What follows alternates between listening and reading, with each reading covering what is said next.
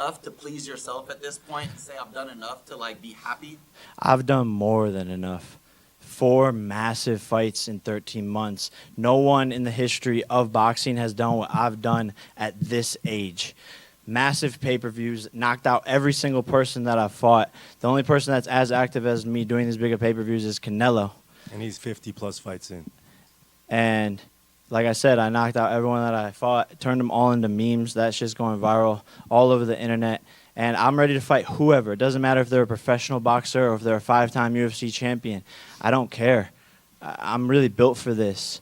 And no matter what, I'm going to find a way to get the job done. And that's what I showed tonight.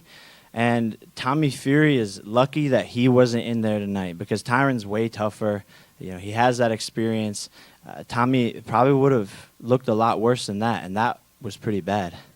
Jake, can you walk us through the knockout? It seemed like, on Tyron's perspective, he was expecting a body shot, and the hand came down and clipped him. But were you gunning for that, or walk us through that? Yeah, so the whole fight he was catching like this, you know, catching my jab, catching my two, catching it right here with his elbow on my straight two. And so I wasn't landing, and I was coming up with the 6 to the body, and I was doing that all night long. Boom, I hit him with the fake, and then come with the 1, and he went to go catch it, and that's when I knew he was pulling his hands away, and I put all my power into it because I knew I set him up the whole entire fight for that. That was you already planning on that with the feints and jumping. Yep, and I knew I normally I load up a lot low key. I need to work on that, but. But my coach is like, don't load up. You already have enough power in them. But I just do it anyways because that's how I am. I'm going to work on that in the next camp. But I knew this punch was going to land, so I put everything into it. Everything. And, you know, I might be a lumberjack because he went timber. Jake, obviously, you know, you love boxing. You're becoming really good at it. But you also said earlier this week that, you know, you're struggling with, like, memory loss and speech and stuff like that. So, do you... I didn't say that earlier this week. Next question. That's taken out of context. I didn't say anything like that.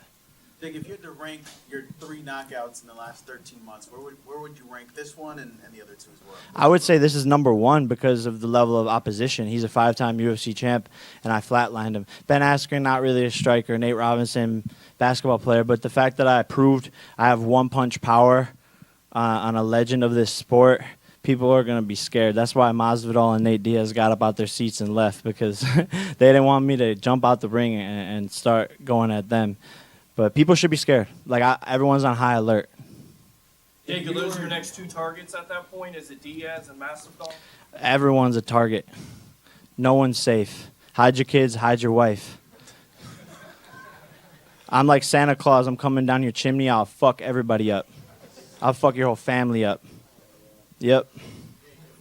If you were offered both guys, if you had a choice between Diaz or Masvidal, There's no choice there. They're both under contract with the UFC. There's no discussion on that. in the future, like if you could only fight one of them, who would you fight? I'll fight all of them.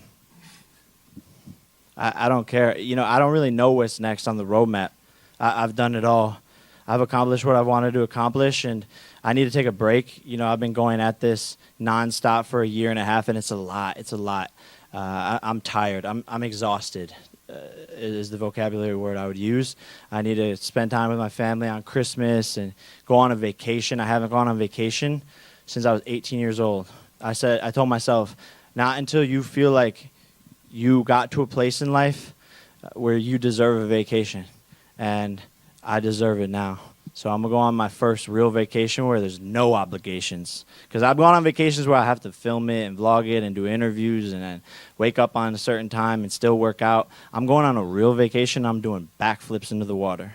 Yeah! When would you expect to come back and fight again? Like, what's that, Whenever I feel like it. Whenever I feel like it. Jake, you and Amanda Serrano emerge as the unlikely dynamic duo, with Amanda on course to fight Katie. Do you see yourself continuing that trend, or is that fight big enough where it has to be its own main event? That's his own main event, for sure. and I'm so excited. I'm gonna do everything in my power to, make that fight the biggest female boxing fight in the history of the sport, and it's a historic moment. And Amanda is a superstar. She almost got her opponent out of there in the first round, and she could punch. She's an exciting fighter, a real superstar, and we're excited to take her to a whole nother level with MVP.